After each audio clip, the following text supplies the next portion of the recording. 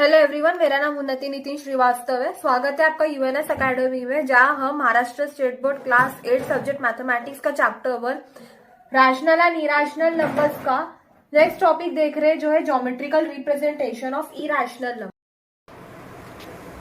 तो पहले मैंने आपको नंबर लाइन पे √2 रिप्रेजेंट किया है। उसके बाद में अगर आपको ऐसा एक्स्ट्रा क्वेश्चन में पूछते हैं, हॉट्स क्वेश्चन में, कि निगेटिव √2 रिप्रेजेंट करना है, तो आपको कुछ नहीं, यही आर को सर्कल में कंप्लीट करना है। यहाँ आपको कहिए -√2 मिलेगा।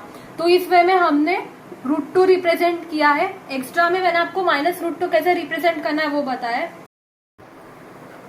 और ये जो रिप्रेजेंटेशन था वो √2 का रिप्रेजेंट किया, जो इससे हमें नंबर लाइन पे यहाँ शो करना था। तो जो डिस्टेंस OS है, यहाँ पर मैंने आपको √2 रिप्रेजेंट करके बताया है, ठीक है। इसके बाद में हम ड्रॉ करेंगे √3 कैसे हम नंबर लाइन पे शो करेंगे। तो √3 की बड़ी शॉर्ट ट्रिक है शो करने की, इतना आपको लंबा जाने की जरूरत नहीं है। बस आपको यहाँ पे शॉर्ट में पाइथागोरस थ्योरम बता देती हूँ, ठीक है। शॉर्ट पाइथागोरस थ्योरम, सिर्फ पाइथागोरस थ्योरम पे आपका काम हो जाएगा। अब √3,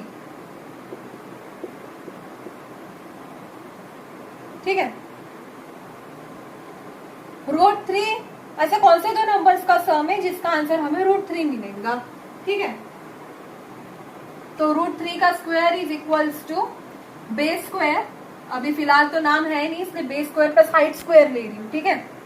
तो B stands for base square plus H stands for height square. याद रखना, ये बेस है, ये हाइट है, दोनों का स्क्वायर। अब √3 दोनों ऐसे कौन से नंबर है जिसका आंसर हमें 3 मिलेगा। √3 का स्क्वायर यानी 3 होता है। 3 इज इक्वल्स टू फिर से base square plus height square, ठीक है। अब याद करो ऐसे कौन से नंबर है जिसका आंसर हमें 3 मिलेगा। तो ऑब्वियस बात है, 3 मतलब 2 + 1 क्या होता है, 3 होता है। लेकिन अब यहाँ स्क्वायर बोला तो 2 का स्क्वायर नहीं करना है आपको, गलत हो जाएगा। 2 का स्क्वायर 4 + 1 5 होता है, ठीक है। इसलिए आपको 2 + 1 3 होता है, मतलब √2 का स्क्वायर प्लस 1 का स्क्वायर, जिसका मीनिंग होता है 2 + 1 इज इक्वल्स टू 3, मतलब 3 इज इक्वल्स टू 3 हो जाएगा। 3 इज इक्वल्स टू 3। तो याद हो गया आपको कि बेस हमें √2 लेना है और हाइट है जो 1 है, ओके। हाइट 1 है मतलब 1 यूनिट, ये जो 1 यूनिट है ना, यही आपको सेम हाइट लेनी है, ठीक है। तो ड्रॉ करेंगे अभी हम। अब √2 बनाने की जरूरत है क्या? बिल्कुल नहीं है, √2 हमारा तो ऑलरेडी बन गया। ये √2 हमारा, मैंने आपको बताया बेस स्क्वायर में क्या होना चाहिए, इरैशनल नंबर। √2 क्या है, इरैशनल नंबर है, आ गया बेस पे वो, ठीक है। अब हमें क्या होना, जो नेचुरल नंबर है वो हाइट चाहिए। हाइट हमें यूनिट मालूम है, 1 यूनिट है करके, ये हो गई 1 यूनिट। यही डिस्टेंस यहाँ ले लो, ठीक है। तो करना ये है आपको, इतना आपको समझ में आ गया होगा, है ना। तो पहले आप इसे पूरा सॉल्व कर लीजिए। √3 के लिए पहले तो आप पाइथागोरस लिख लीजिए। ये तो डायग्राम आपने ड्रॉ कर लिया होगा, सिर्फ आपको पाइथागोरस की जो ये है उसे से आपको लिखनी होगी, ओके। अब मैंने बताया √3 ड्रॉ करना है, मैं ट्राइंगल को भूल जाओ, ये √2 के लिए था ट्राइंगल। तो √3 ड्रॉ करने के लिए डिस्टेंस उतना ही आपको लेना है, 1 यूनिट, ठीक है। 1 यूनिट लिया डिस्टेंस आपने। और कहां से लाइन ड्रॉ करनी है, यहाँ कहीं से भी आप ड्रॉ नहीं कर सकते। जहां मैंने यहाँ कंप्लीट किया है पूरा, जहां √2 हमने शो किया है, वहीं से आपको एक लाइन बनानी पड़ेगी जो इस √2 का जो पॉइंट है वहां इसे टच हो सके, ठीक है। फिर ड्रॉ करिए। ये मैंने यहाँ लिया है, पॉइंट पे बना रही हूँ, देखना क्लियरली पॉइंट पे बन रहा है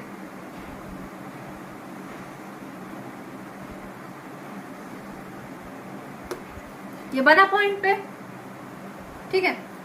अब क्या करो, यही हाइपोटेनियस को आपको इससे ज्वाइंट करना है। तो अभी हम ज्वाइंट करेंगे इससे।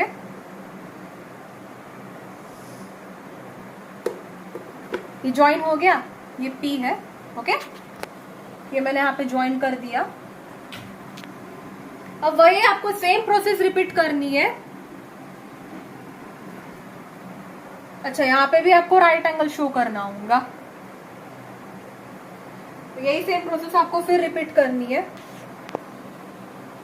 ये ऐसे ही पॉइंट लो, यहाँ पे इसे ऐसा ये टच होना चाहिए टिप पे, और यहाँ से एक आर्क ड्रॉ कर लो। हो गई आर्क ड्रॉ, आर्क ड्रॉ हो गई है हमारी। तो ये जो पॉइंट है जहां पे आर्क कंप्लीट हुई है,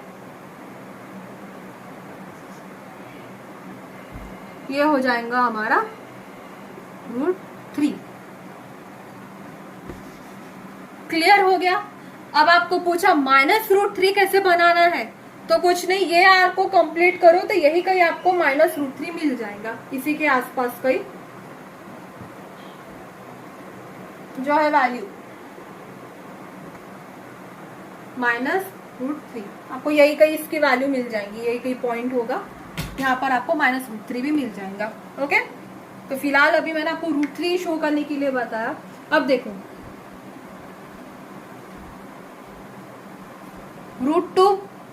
√2 क्या था, बेस था, बेस हमने लिया, उसके भरोसे हमने हाइट एक यूनिट की बनाई, तो ये हाइपोटेनियस कितना हो गया, ये हो गया √3। अब ये जो √3 है, क्या ये जो हमारा बेस था उसके इक्वल नहीं हो गया, बिल्कुल इक्वल हो गया। यहाँ ओपी, यहाँ मैंने जैसे लिया है OX ले लिया है मैंने, ठीक है, OXY। अब क्या होगा, जो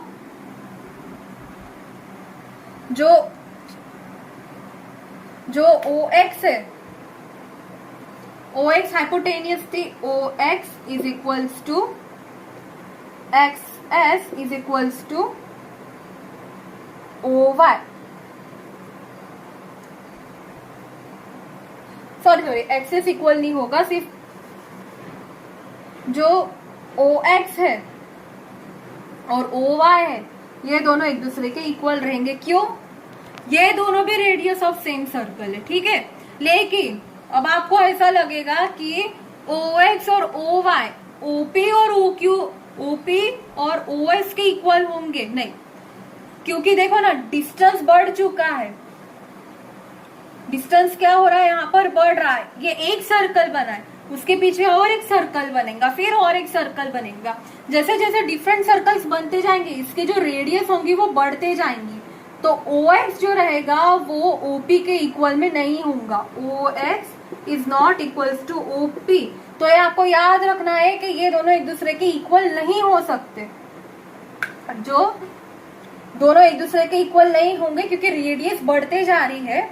वैसे ही जो बेस भी है इनका वो भी बढ़ता जा रहा है, तो बेस भी एक दूसरे के इक्वल नहीं रहेंगे।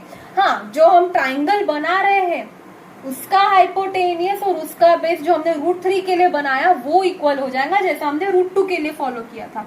लेकिन OP, OS, OX और OY के इक्वल नहीं होगा। क्लियर है आपको यहाँ तक? सेम √5 के लिए, √6 के लिए, √7 के लिए आपको यही ट्रिक फॉलो करनी है। तो ये जो मैंने अभी आपको नंबर लाइन पे रिप्रेजेंट करके बताया, ये √3 मैंने आपको रिप्रेजेंट किया है। ओके, सो ये √3 मैंने आपको रिप्रेजेंट किया है यहाँ पर। सो आई होप यहाँ तक आपको वीडियो समझ में आया होगा। I hope you like it. Please like and subscribe my channel. Thanks for watching.